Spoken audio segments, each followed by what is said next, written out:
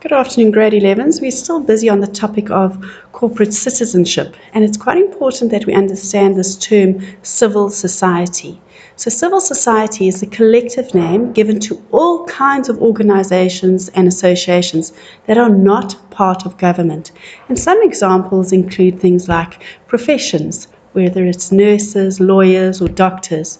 Interest groups, so let's say a group of bird watchers or a group of motorbike riders. Cultural groups, so let's say you enjoy getting together and it's a choir group that gets together. Or religious groups like churches. Volunteer organizations like the SPCA, where you would go to volunteer. Now, other than civil society, we have two other groups called the NGOs and the CBOs. So NGO stands for a non-government organization. It refers to a group of people who have a common mission to meet a particular need in a community that the government isn't perhaps meeting.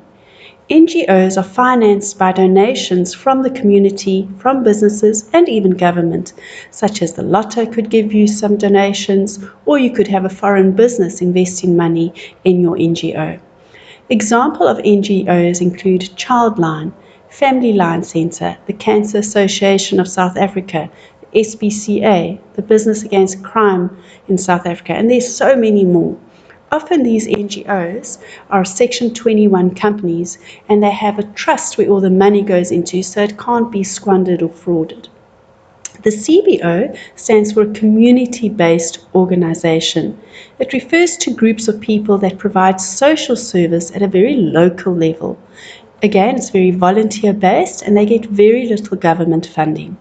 Some CBOs serve the rights and interests of their very own members. Other CBOs strive to serve the interest of others in the community. CBOs are located within the communities that they serve and are run by members of that very same community.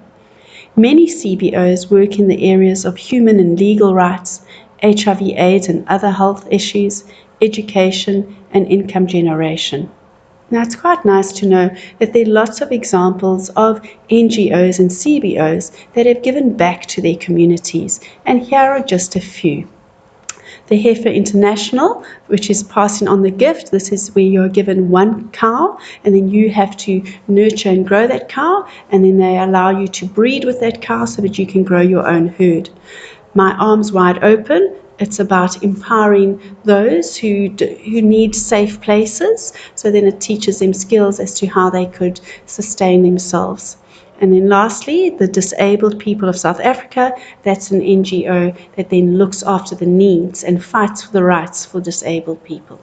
I hope that that has helped you and given you an idea of what civil society is all about. And perhaps one day you might be running, or you might even start your own CBO or even NGO. Have a good day.